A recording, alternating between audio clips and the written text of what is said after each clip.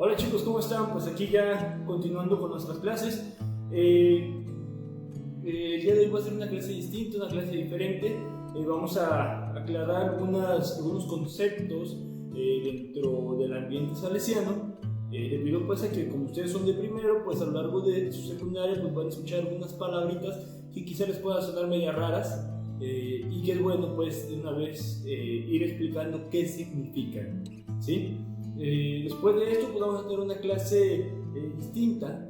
Estaba pensando qué poder hacer para el día del estudiante. Ciertamente pues no nos podemos encontrar, quisiéramos festejar, pero pues no se puede, ¿no? Al respecto, pensaba retomar una dinámica que hicimos un poco antes de empezar la cuarentena, que le explicaré más adelante, ¿sale? Pues bueno, dentro del mundo salesiano hay cargos, hay puestos, hay responsabilidades que hay que ir cumpliendo, ¿sí? Y para esto, pues, primero, como una introducción al mundo salesiano, les explico cómo está más o menos el organigrama salesiano, ¿sí? Primero, como formamos parte de la Iglesia Católica, nuestra principal y más alta autoridad, obviamente primero Jesús, después el Papa, como jerarca y cabeza de la iglesia. Luego el rector mayor. El rector mayor es el sucesor de Don Bosco. Ocupa el mismo puesto que Don Bosco ocupaba cuando vivía, ya que Don Bosco se fundó la congregación, y pues su primer superior, su primer encargado, ¿sí? Antes de que, bueno, este rector mayor pues ahora lo tiene este puesto un español llamado Ángel Fernández Artemi. ¿Sí? Aquí aclarando una cosa, cuando hablamos de superiores que están en Italia, en el Consejo General, en Roma, se les dice don, porque en Italia a los sacerdotes se les dice don. Don no significa señor allá significa sacerdote. Por eso, don Bosco, don Rúa, don Carliero, don Ángel, etcétera, etcétera. ¿Sí? Antes de que ya pues que me estoy brincando esta partecita del capítulo general, te explico qué es. No me lo brinco. Lo que pasa es que generalmente esta parte no existe. Vamos a ponerlo así. Porque el capítulo general es la reunión de todos los superiores, de todos los países, de todas partes, de los salesianos. ¿Sí? Y tiene más autoridad el rector mayor, obviamente menos autoridad que el Papa, pero sí más autoridad que el rector mayor. Pero el capítulo general solamente se reúne una vez cada 6 años. Entonces no es que siempre existe el capítulo general, es solamente una vez cada 6 años y para cambios importantes dentro de la congregación, ¿sí? El rector mayor tiene a su vez un consejo. Si fuera un gobierno de un país le llamaríamos un gabinete. Este consejo pues está formado por un encargado de la pastoral a nivel mundial, un encargado del sector de comunicación, un encargado de la formación, un encargado de las misiones, etcétera, etcétera. También vienen encargados de regiones, a los que le llamamos los regionales, ¿sí? Que son encargados de cierto sector del mundo, como aquí te lo puse por colores. Obviamente algunos colores se repiten porque yo tengo tantos pulmones, pero por ejemplo el continente americano se divide en dos, que es Interamérica, desde Canadá hasta más o menos Colombia, pues, para que tienes una idea, Colombia, Ecuador, Bolivia, todas esas partes, ¿no? Y el cono sur, que es la segunda región de México, donde está Argentina, Brasil, Chile, Uruguay, Paraguay, etcétera, etcétera. ¿Sí? Hay otras regiones, por ejemplo la región Italia y Medio Oriente o Oriente Próximo, la región África en Madagascar, región Europa, Europa del Este, región Europa Norte y Asia, región India, región Asia, etcétera, etcétera. Y cada una de esas regiones tiene un encargado que hace las veces o las funciones del rector mayor en ese lugar. ¿Sí? Por ejemplo, en la parte nuestra, que es Interamérica, nuestro regional es el padre Hugo Orozco, que apenas hace un mes o poco menos ha sido electo como el regional de Interamérica. Antes de ser regional, pues era nuestro inspector. ¿Qué es un inspector? A continuación te lo voy a explicar. Pero bueno, este regional nuestro, pues es de nuestra inspectoría, es de nuestra región y fue nuestro inspector. Antes de pasar a la parte del inspector, te comento, los salesianos tenemos nombres, los nombres de nuestros cargos son nombres civiles, a diferencia de cualquier otra congregación que tú puedas conocer, que tiene, por ejemplo, tiene, por ejemplo, en lugar de decir rector mayor, dice superior general, en lugar de inspector provincial, en lugar de consejo, superiores, ¿sí? Porque incluso en nuestras constituciones salesianas no dice hermanos, como los franciscanos, como los jesuitas, como cualquier otra congregación, ¿no? Los hermanos salesianos no dice eso, dice los socios salesianos. Y esto tiene una explicación muy sencilla. Los nombres civiles son porque cuando Don Bosco fundó la congregación, en Italia había una persecución contra la iglesia, ¿sí? El gobierno se había ensañado duramente contra la iglesia y quería prohibir cualquier congregación. Entonces, Don Bosco tenía un enemigo muy acérrimo, alguien que quería hacer la vida imposible, un político de aquel entonces. Y este político, en su lecho de muerte, se arrepiente de sus pecados, manda a llamar a Don Bosco para que lo confiese y le dé la comunión, y antes de morir le dice: Don Bosco, fíjese que hay una manera y que usted pueda fundar su congregación y nadie se la haga de todos. En lugar de poner nombres religiosos, póngale nombres civiles, que tengan la misma función que en cualquier otra congregación, la misma función religiosa, pero con nombres civiles: rector, inspector, consejo, socio, todas estas palabritas, ¿no? Pero que al final de cuentas hacen lo mismo que un superior, un provincial, un hermano, simplemente fue ese cambio de palabras. Luego, tenemos al inspector, que es el encargado de una región llamada inspectoría, ¿sí? Que son las partes a las que se subdivide una región. Una inspectoría puede tener varios países o un mismo país tener varias inspectorías. Por ejemplo, anteriormente Argentina tenía 5 inspectorías, ahora tiene 2. Lo mismo más o menos con España, ¿sí? Pero también se da el caso de que una inspectoría sean varios países. Por ejemplo, en Centroamérica son 6 países en una sola inspectoría. ¿Por qué? Una por el tamaño, y 2 porque no son muchos hermanos, ¿sí? Entre el Consejo General y el inspector hay algo que se llama capítulo inspectorial. Tiene más autoridad que el inspector, pero al igual que el capítulo general no existe siempre. Pero bueno, este existe cada 3 años. Una vez para checar cómo está la inspectoría y la siguiente también para lo mismo, pero se le agrega las ideas que el inspector va a aportar al capítulo general, porque se hace un año antes del capítulo general. En el caso de México, ¿sí? Nuestro actual inspector es el padre Filiberto González. Dicho sea de paso, el padre Filiberto, antes de ser inspector nuestro, fue el Consejo General.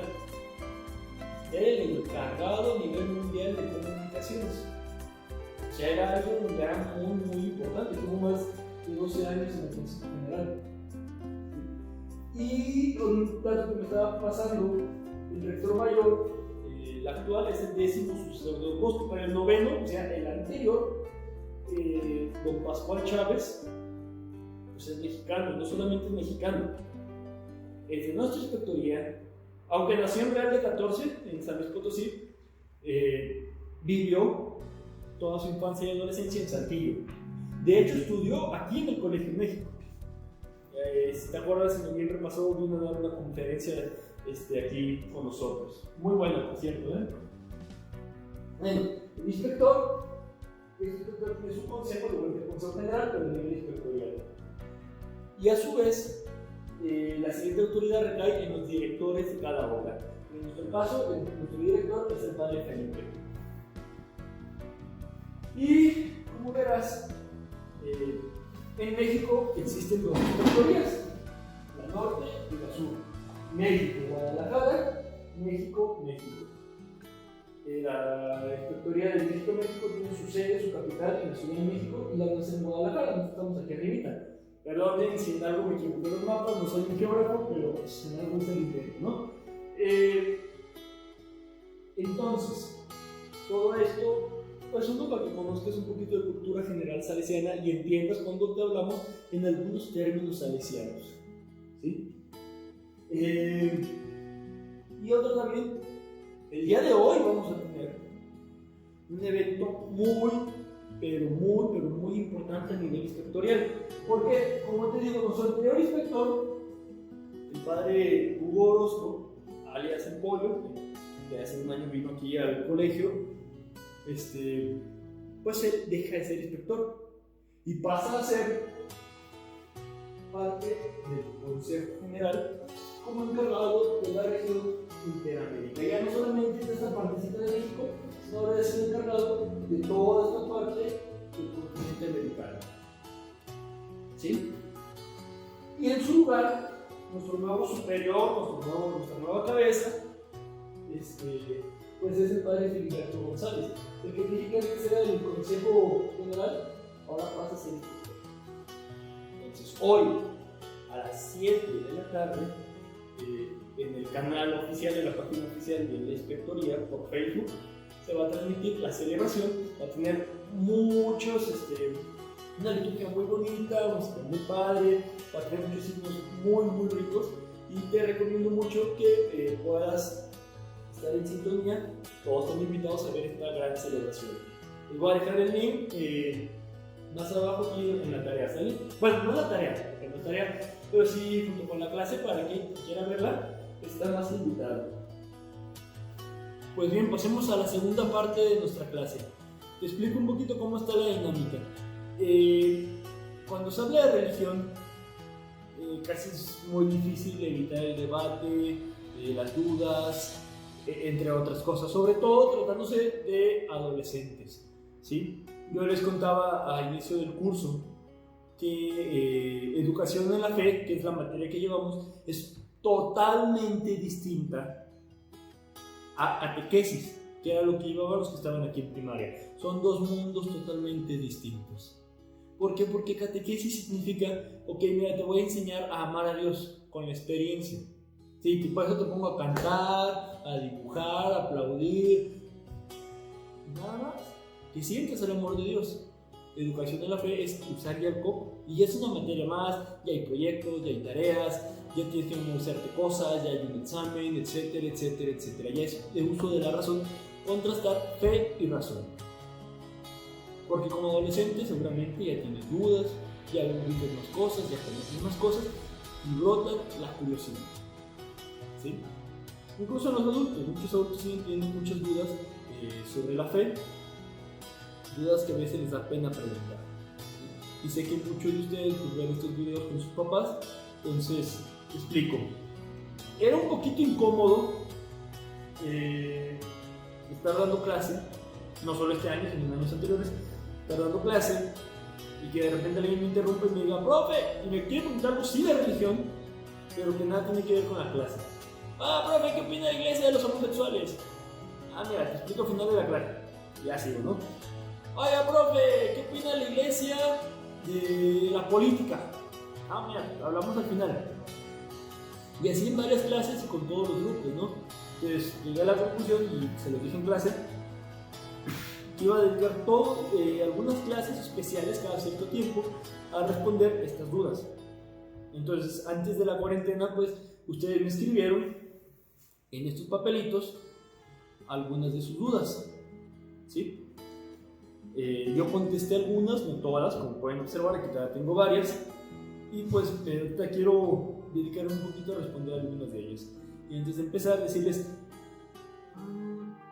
muchas de las cosas que creemos saber de religión, o sobre todo de nuestra fe católica, son fake news, para los que no comprenden este término, pues noticias falsas, chismes, rumores, ¿sí? No son ciertas. Y te lo vuelvo a repetir, la gran mayoría de las cosas que creemos saber de la fe no son ciertas. Perdóname, no te me enojes, te lo explico por qué. Y es muy sencillo. No se nos educa en la fe, ¿sí? No se nos educa cómo interpretar la Biblia. Y muchos de ustedes antes no sabían ni siquiera que no es la única fuente de revelación, sino que la tradición en el magisterio de la iglesia también es fuente de revelación. Y que tradición y Biblia tienen el mismo peso. Y muchos desconocemos sobre toda esta parte. Ahorita agarro el catecismo porque aquí es el compendio, el resumen. ¿Sí? Y conocemos personas que son muy fieles devotos y creemos que lo que esas personas opinan es lo que la iglesia opina. Si para la abuelita que es muy devota tal cosa es el demonio, entonces toda la iglesia debe de opinar lo mismo, cuando no necesariamente es así. Pero bueno, vamos ya directo a sus preguntas. Empecemos con esto. No sé de quién son, le pedí que fueran anónimas. Dice: ¿cómo puede influir Dios en las personas? Muy buena pregunta y muy bien planteada. Influir. Dios no fuerza a nadie. Dios no te va a obligar a hacer nada que tú quieras. Sin embargo, sí influye. Y puede ser de distintas maneras. Por ejemplo, dándote un talento. Si Dios te da un talento para la ciencia, a lo mejor Dios quiere que tú seas parte importante de la humanidad en el mundo de la ciencia. Si te da un talento en el deporte, a lo mejor quiere que te desarrolles ahí. ¿Sí? Esa es una manera. Otra manera es, por ejemplo, cuando rezamos por alguien. Cuando tú rezas por la conversión de un tío borracho, voy a inventar un caso, un tío bien borracho, bien jarras. Diosito, conviértelo, ayúdalo. Pues mira, Dios no le va a quitar un borracho, porque si Él no quiere, no va a dejar la botella. Lo que sí va a hacer Dios es, por medio de su Espíritu Santo, inspirar en él sentimientos de arrepentimiento, de que tome conciencia de que le está regando, de que está lastimando a otras personas, hacerlo caer a la cuenta de lo que está haciendo. Ya la decisión que él tome de seguir o no seguir en la borrachera es bronca de él, pero Dios lo ilumina por medio de su Espíritu Santo para que sea consciente, ¿sí? Y así puede haber un montón de ejemplos, pero el término general es: Dios influye en tu corazón, en tus sentimientos, incluso inspira a las personas que te rodean para que ellas te ayuden a descubrir su voluntad, ¿sí? Por ejemplo, Dios influye en ti por medio de tus papás, que te educan, te enseñan y te dicen lo que es correcto y lo que no es correcto. Siguiente. Dice: ¿qué importancia tiene ir a la iglesia seguido? Mira, es cierto. Tú puedes vivir tu fe desde tu casa, desde tu interior, se puede, pero sería una fe muy mocha. ¿A qué me refiero? Somos seres sociales, necesitamos de los demás, necesitamos que las experiencias importantes de nuestras vidas sean en comunidad, nuestras alegrías, nuestras tristezas, que todo lo importante de nuestra vida se hace en comunidad, ¿sí? Entonces, si la fe es fundamental en nuestra vida, se vive en comunidad. La iglesia sí es casa de Dios, pero también es muy importante como un lugar de encuentro del pueblo de Dios. Ahí compartimos nuestras experiencias, ahí podemos resolver nuestras dudas, ahí encontramos valor en el testimonio de otros. La iglesia es un lugar de encuentro del pueblo de Dios, donde convivimos, hacemos amistad. Lo importante de la iglesia es ir haciendo eso, comunidad, ¿sí?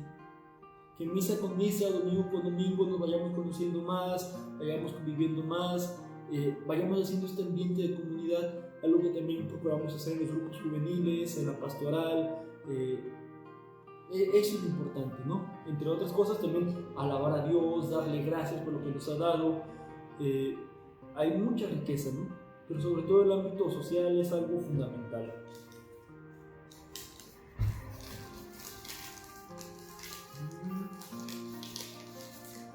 Dice, ¿a dónde van los niños que no fueron bautizados?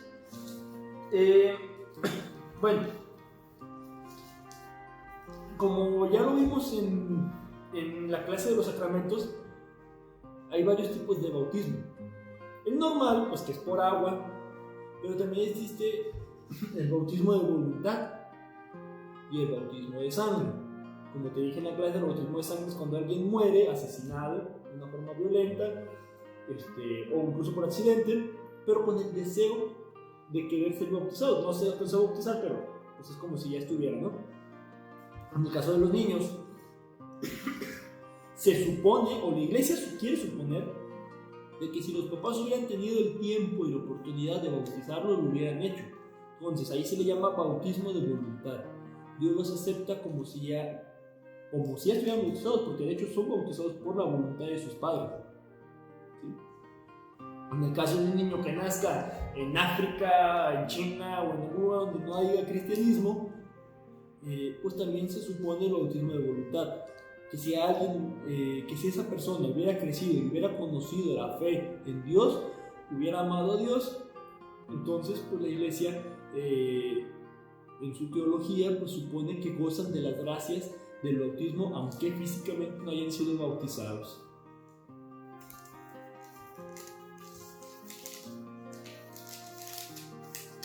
Dos preguntas.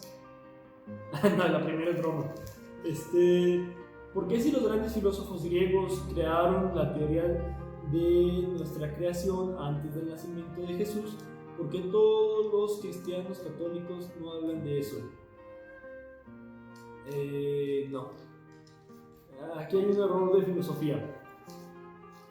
Los griegos no creían en la creación. ¿Sí? La creación es más de la cultura hebrea, de donde viene la Biblia. ¿Sí? Los griegos creían que el mundo era eterno.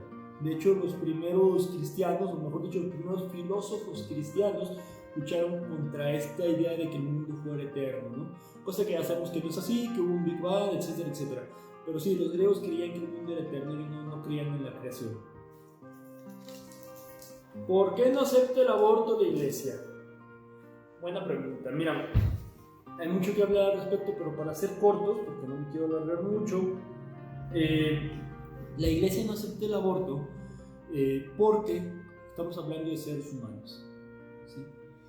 Para que un ser humano nazca o para que un ser humano sea como tal ser humano, pues necesita tener genes de ser humano. En eso todo el mundo coincidimos. Y el esperma del papá y el óvulo de la mamá pues tienen RNA. ¿Qué significa esto? Que el ADN de mamá y de papá, cuando están todavía en el cuerpo, en los aparatos reproductores de ellos, se separa. Y cuando el esperma fecunda el óvulo, se vuelven a unir, pero no por lo mismo que se separaron, sino la mitad del genoma del papá con la mitad del genoma de la mamá, y crean los cromosomas que hacen pues sí, la riqueza genética del ser humano. ¿Sí? Tenemos una célula con genes humanos. No tiene genes de perrito, no tiene genes de un chimpancé, no tiene genes de un alien, si es que tienen genes, no tiene genes de un ángel. Tiene la genética de un ser humano, con la cantidad de cromosomas de un ser humano, con la información genética de un ser humano para armar el cuerpo de un ser humano. En potencia, digamos filosóficamente, es un ser humano, ¿sí? Porque su carga genética es de un ser humano. Desde el momento de la fecundación, esa carga genética es de un ser humano. Entonces, por más que los medios de comunicación digan es que es un feto, no es un ser humano porque todavía no tiene tal órgano, o todavía no siente, o todavía no tiene conciencia, la carga genética sigue siendo de un ser humano. Conclusión, es un ser humano. Aunque todavía no tenga tal o cual órgano, o aunque todavía no sienta, Obviamente no vamos a ser tan burros para decir que va a gritar, ¡ay, mi piernita me la arrancaron! Pero sigue siendo un ser humano. Entonces, privar de la vida a ese feto es privarle la vida a una persona. Y todo asesinato, porque de hecho es un asesinato, pues es pecado mortal. Es un pecado bastante grave. De hecho, no todos los sacerdotes están autorizados para perdonar el aborto por la gravedad de este pecado.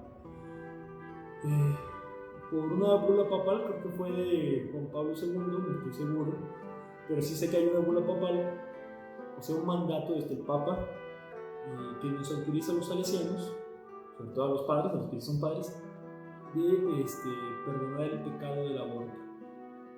Pero si tú vas con un franciscano, con un jesuita, con un diocesano, seguramente ellos no tienen la potestad de perdonar este pecado tan grave. Nosotros quizás porque nos dedicamos a los jóvenes, estamos en ambientes juveniles a veces muy pesados. Yo te he contado algunas experiencias en Guatemala y en El Salvador muy tristes, quizás más que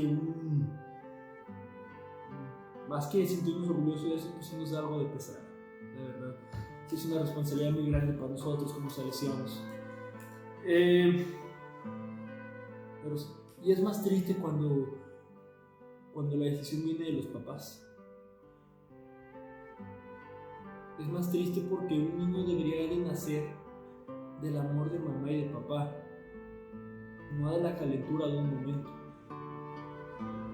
Es triste porque lo que debe haber sido fruto de un amor incondicional se ve como un objeto, se ve como un animalito, se ve como algo que puedes tirar a la basura. Y no es tu cuerpo, como dicen los feministas, porque no es tu ADN, vuelvo al mismo argumento. La carga genética, incluso en algunos casos el tipo de sangre entre mamá e hijo es distinta. Las manos que están ahí no son tus manos, los órganos que están ahí no son tus órganos.